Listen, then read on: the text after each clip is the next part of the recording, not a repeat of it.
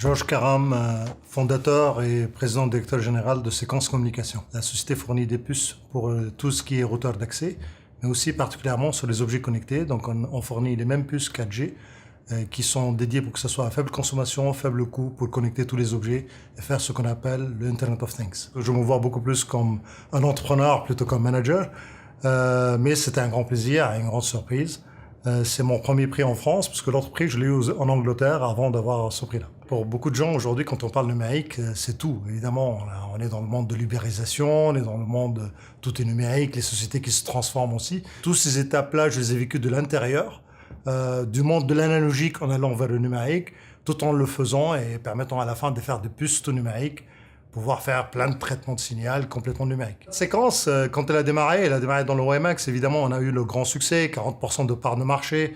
Le premier téléphone 4G au monde, il a eu la puce de Séquence dedans, et il y avait des dizaines de millions de téléphones avec Séquence, et qui a porté le succès. On a senti un peu la limitation de WiMAX et l'arrivée de LTE qui allait gagner, mais on n'avait pas prévu une disparition de WiMAX. Donc évidemment, le jour où ceci s'est arrivé, qui est arrivé très vite et très rapidement, avec une décision d'un grand opérateur aux États-Unis d'arrêter le WiMAX, pour nous, c'était vraiment le grand choc et une situation très dure pour la société. On savait que le LTE, c'est la nouvelle technologie, mais il fallait quand même pouvoir cadrer tout ça, y croire de nouveau, repartir presque à zéro. Donc on est devenu une boîte cotée à New York, sur le New York Stock Exchange, mais c'est une start-up qui a passé de 100 millions de dollars de chiffre d'affaires à zéro. La stratégie était claire. Je voyais qu'est-ce qu'il y avait à faire.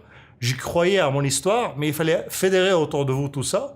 Et pour ça, c'était vraiment de la détermination qui était très importante. Avoir le courage, parce que vous savez, quand ça marche, et le succès, il est là, et vous le perdez, vous tombez d'en haut. On a testé plusieurs marchés et je me suis retrouvé sur 2 segments de marché aujourd'hui qui sont des piliers dans lesquels je suis un leader mondial et qui livre ces technologies-là. Pour moi, j'y crois à ça. Et ça va arriver et ça va réussir. Maintenant, vous pouvez dire, est-ce que c'est la technologie LTE qui va réussir ou pas?